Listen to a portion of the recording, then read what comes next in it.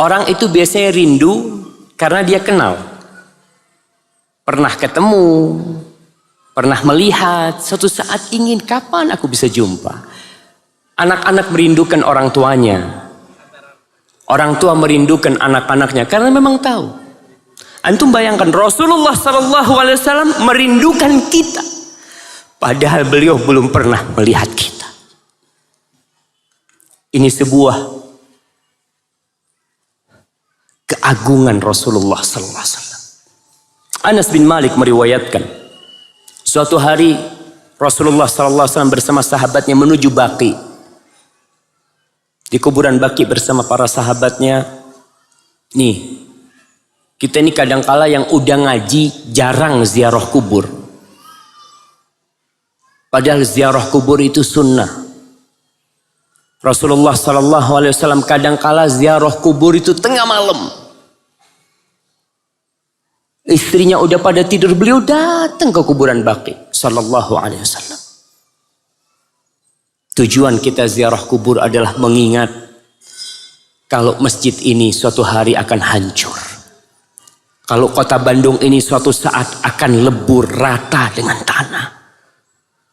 Kita ingat kalau kita diciptakan bukan untuk menjadi penduduk bumi ini. Ada satu hari yang sama dengan 1000 tahun.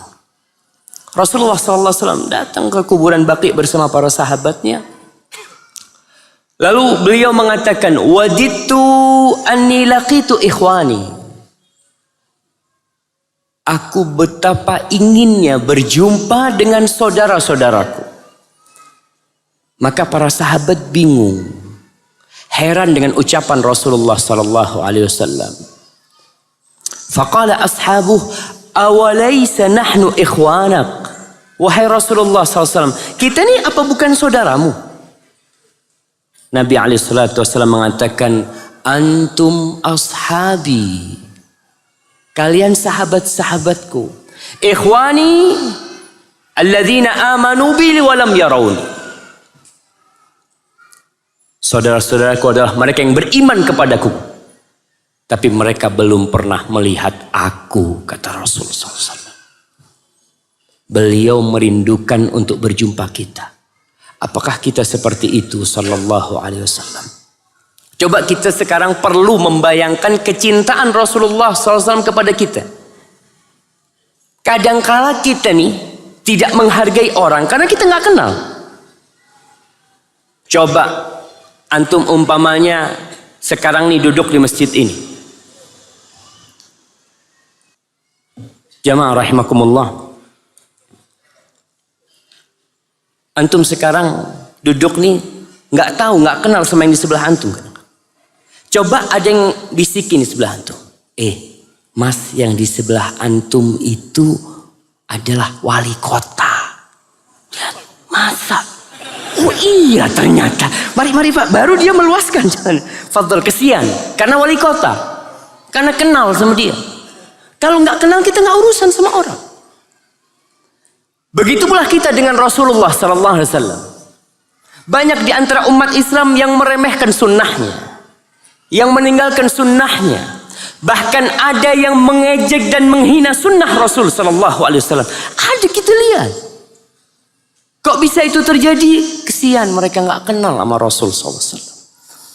Allah berfirman di surat At-Taubah ayat 28, menceritakan tentang kekasih kita Rasulullah SAW. Dia berfirman, laqad ja'akum rasulun min anfusikum. Kata Allah, telah datang kepada kalian seorang utusan yang dia berasal dari diri kalian sendiri, dari kita Rasulullah SAW. Azizun alaihi ma'anittum. Aziz, beliau itu sangat sedih kalau ada yang menyusahkan umatnya. Nggak ingin umatnya itu tersusahkan oleh Rasulullah SAW. Ibnu Abbas pernah menceritakan, suatu hari Rasulullah SAW salat maghrib dan isya di jamak, tanpa ada hujan, tanpa ada apa. Beliau jamak salat di Masjid Nabawi dalam hadis riwayat Muslim. Maka ditanya Abdullah bin Abbas, kenapa Nabi melakukan itu sallallahu alaihi wasallam? Liya'laman nas an laysa fi dinina haraj, supaya orang-orang tahu kalau agama kita ini nggak ada yang memberatkan. Itu Rasul sallallahu alaihi wasallam. Harisun alaikum. Beliau begitu bersungguh-sungguh dan semangat untuk kebaikan kalian. Bil mu'minina raufur rahim. Terhadap orang beriman, beliau sangat pengasih, sangat sayang kepada hamba-hambanya yang beriman. Ma'asyiral muslimin rahimakumullah. Pernah suatu hari Aisyah radhiyallahu taala anha melihat suaminya. Siapa suaminya Aisyah? Betul. Rasulullah SAW. Hadiahnya udah habis. Mana panitianya? Buat akhwat. Oh, buat ibunya, masya Allah. Buat ibu antum. Nah, barakallahu fikum. Nah, buat ibu antum tuh. Afwan. Barakallahu fikum jemaah. Suaminya Aisyah, Rasulullah SAW.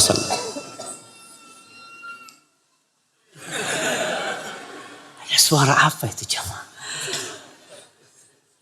Aisyah radhiyallahu taala anha melihat Nabi lagi senang. Kata Aisyah, "Lamma ra'aitu minan Nabi sallallahu alaihi wasallam tiba nafsin." Aku melihat Nabi ini lagi bahagia nih sekarang. Maka tatkala itu aku meminta sesuatu kepada Rasul SAW. Maka ibu-ibu kalau mau minta sesuatu sama suaminya, cari waktu yang tepat. Ustaz, suami ana nggak pernah seneng Ustaz. Kapan ana minta? Ada suami yang setiap masuk rumah cemberut terus kayak gitu. Tapi adalah waktu-waktu tertentu suaminya beda. Kelihatan tuh lagi bahagia tuh suaminya. Ketika itu minta sesuatu, insya Allah dikasih.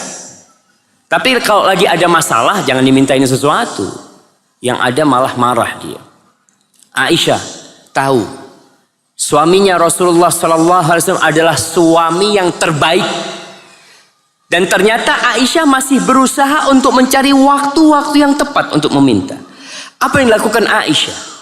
Kata Aisyah radhiyallahu taala anha, "Qultu ya Rasulullah, ud'ullah li." Wahai Rasulullah sallallahu alaihi wa ala alihi wasallam, aku minta kau berdoa untuk aku. Istri minta suaminya mendoakan.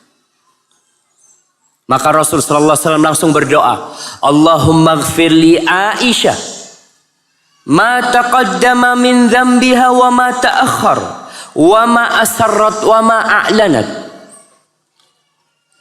Ya Allah, ampunilah untuk Aisyah semua dosanya, yang lalu dan yang akan datang, yang terang-terangan dan yang dia sembunyikan. Ini doa Rasul buat Aisyah radhiyallahu taala anha wa sallallahu ala nabiyyina wasallam. Ketika Aisyah dengar doanya Nabi SAW, langsung Aisyah ini ketawa terpingkal-pingkal sampai dagunya itu ke perutnya. Orang kalau ketawa kadang-kala sampai nekuk tuh badan. Lalu Rasul sallallahu alaihi wasallam mengatakan kepada Aisyah, ayasurruka du'ai, apakah kau senang dengan doaku? Apa kata Aisyah? Wa mali la yasurruni du'auka. Bagaimana mungkin aku tidak bahagia dengan doa yang kau panjatkan? Ini doa Rasul SAW buat Aisyah. Lalu apa kata Nabi kepada Aisyah sallallahu alaihi wasallam? Beliau mengatakan, wallahi innaha la da'wati li ummati fi kulli salat. Demi Allah, tuh doa yang aku katakan tadi, itulah doa yang aku panjatkan setiap sholat untuk umatku, kata Rasul SAW. Bayangkan Nabi itu tiap sholat mendoakan kita. Beliau mengatakan, Allahumma gfirli ummati. Ya Allah, ampunilah buat umatku dosa-dosa mereka yang lalu dan yang akan datang, dosa-dosa yang ditampakkan dan yang disembunyikan. Masya Allah, ana lihat sebagian sudah susah duduknya jamaah. Tapi kalau antum lihat ada yang susah, antum luaskan. Kalau ada yang mau selonjor, kasih fadl antum selonjor, gantian selonjornya. Iya, kadang-kala memang nekuk kaki itu nggak enak, tapi mau gimana lagi, masjidnya nggak cukup. Ma'asyiral muslimin rahimakumullah. Nabi mendoakan kita sallallahu alaihi wasallam. Kita pernah nggak doakan Rasul sallallahu alaihi wasallam? Iya Ustaz. Coba hari ini ana mau tanya, yang salawatnya 1000 kali ana kasih hadiah. Mana hadiah? Nah, jamaah. Baik Ustaz. 900. Ustaz, kita nggak boleh riak Ustaz. Nah, sebagian ini sudah 1200 selawatnya. Jamaah, kalau setiap kali antum berselawat, antum dapat tas. Kira-kira berapa kali kita akan berselawat buat Rasulullah SAW? Sekali kita berselawat, Allah selawat buat kita 10 kali.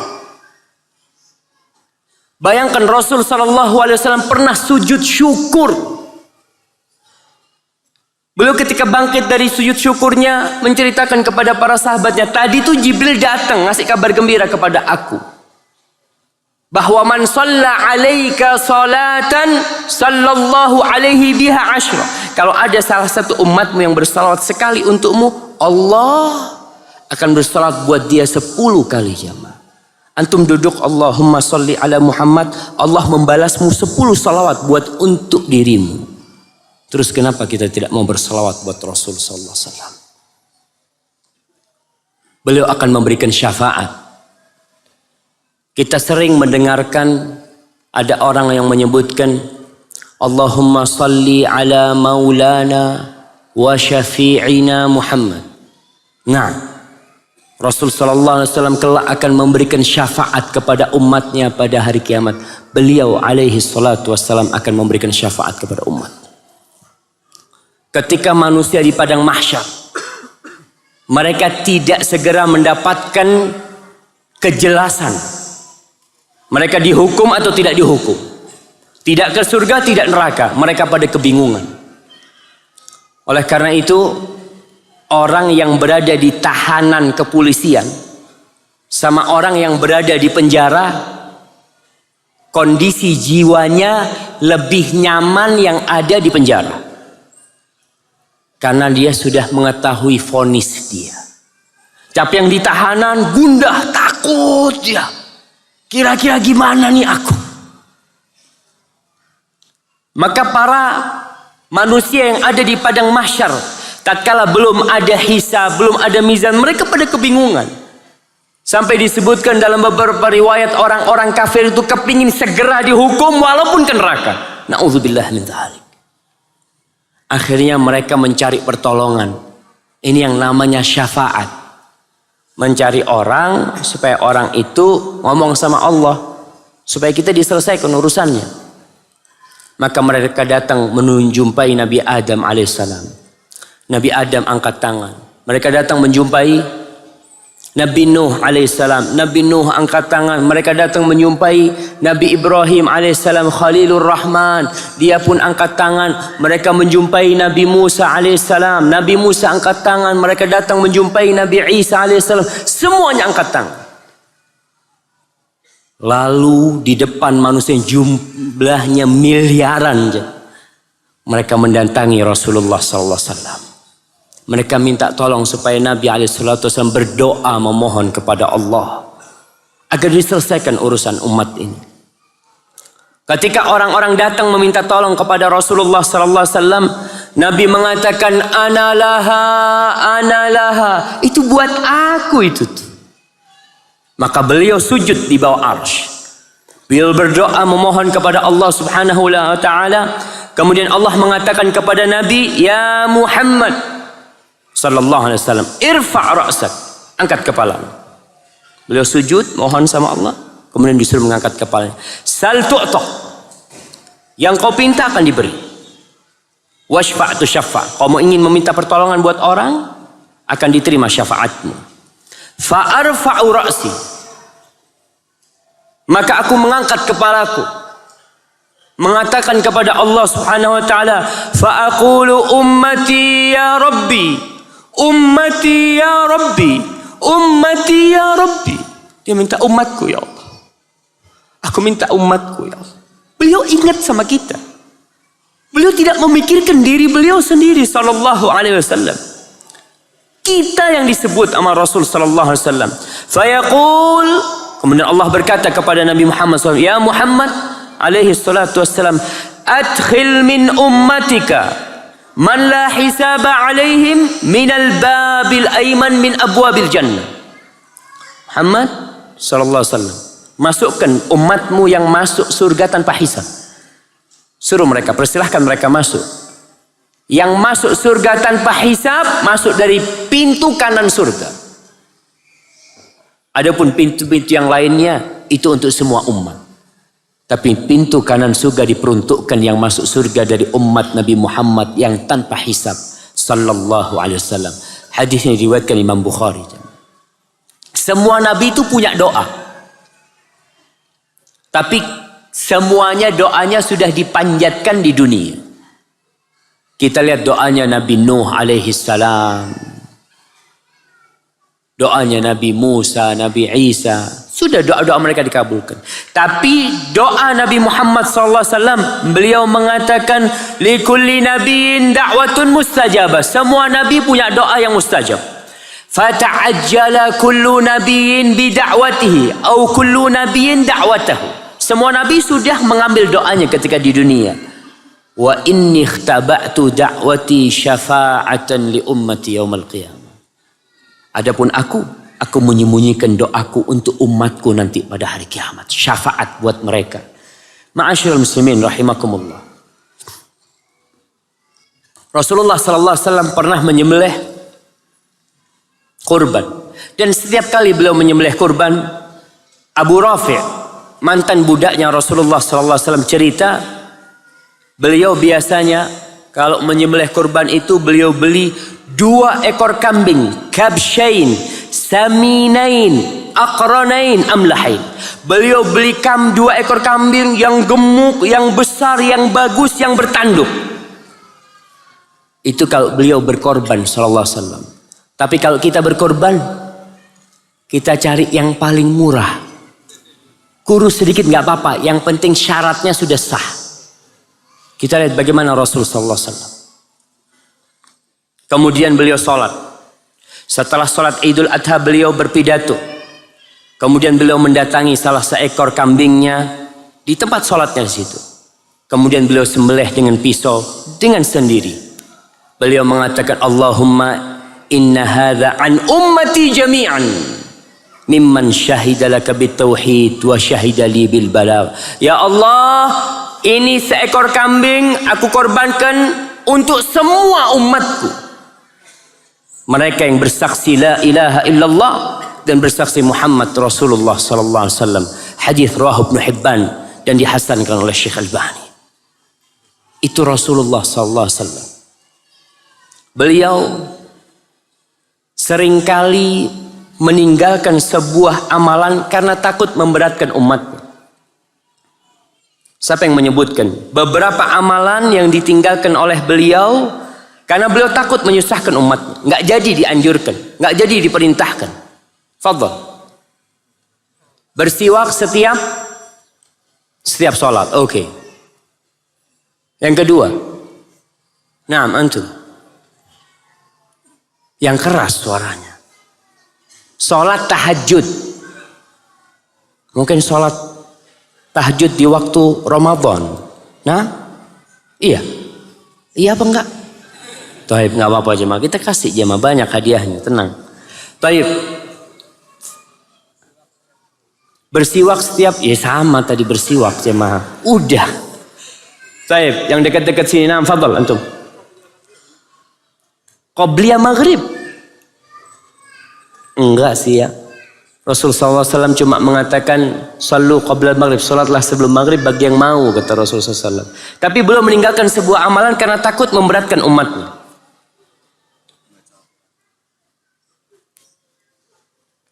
Mengakhirkan waktu Isya. Masya Allah. Nah, Rasulullah SAW kepingin sholat Isya itu di akhir malam. Di pertengahan malam ya, bukan di akhir malam. Di pertengahan malam atau 1/3 malam awal. Tapi beliau tidak melakukan itu. Kenapa? Karena takut memberatkan umatnya. Taib, apa lagi? Terakhir. Berdoa masuk WC. Kayaknya enggak ya. Sholat tarawih, udah tadi tuh sholat tarawih itu. Taib, sudah jamaah, cukup jamaah. Taib, kalau ada yang mau jawab, antum. Apa? Menjaga wudhu. Kayaknya bukan jamaah. Taib, antum. Puasa setiap hari. Puasa setiap hari, sholat malam, terus tidak menikah. Kayaknya bukan, tapi nggak apa-apa, antum sudah berusaha, anak kasih hadiah. Nah, tadi udah disebutkan beberapanya. Di antaranya, beliau sallallahu alaihi wasallam mengatakan, laula an asyqa ala ummati, andai kata aku tidak takut memberatkan umatku, ma qa'adtu khalfa sariyah, wala wajidtu anni uqtalu fi sabilillah, thumma uhya, thumma uqtal, thumma uhya, thumma uqtal. Rahul Bukhari. Andai kata aku tidak takut memberatkan umatku, niscaya aku akan selalu berada di setiap peperangan. Beliau kadangkala perang berangkat sendiri, kadangkala menyuruh sahabatnya untuk memimpin. Tapi beliau tidak, karena takut memberatkan umatnya. Maka beliau kirim beberapa sahabat, yang lainnya nggak berangkat, berada di Madinah. Dan aku kepingin, ketika aku perang, aku terbunuh. Kemudian aku dihidupkan kembali. Untuk apa? Untuk terbunuh kembali. Kemudian aku dihidupkan kembali. Untuk apa? Untuk terbunuh kembali. Sallallahu alaihi wasallam. Itu niat beliau, ingin mati syahid di jalan Allah. Alhamdulillah. Semoga ceramah ini menyejukkan hati dan menguatkan iman kita. Jazakumullahu khairan telah menonton. Yuk, like, share, dan subscribe channel ini agar Allah membalas kebaikanmu. Follow kami juga di media sosial lainnya. Link di deskripsi ya. Sampai jumpa di kajian berikutnya. Wassalamualaikum warahmatullahi wabarakatuh.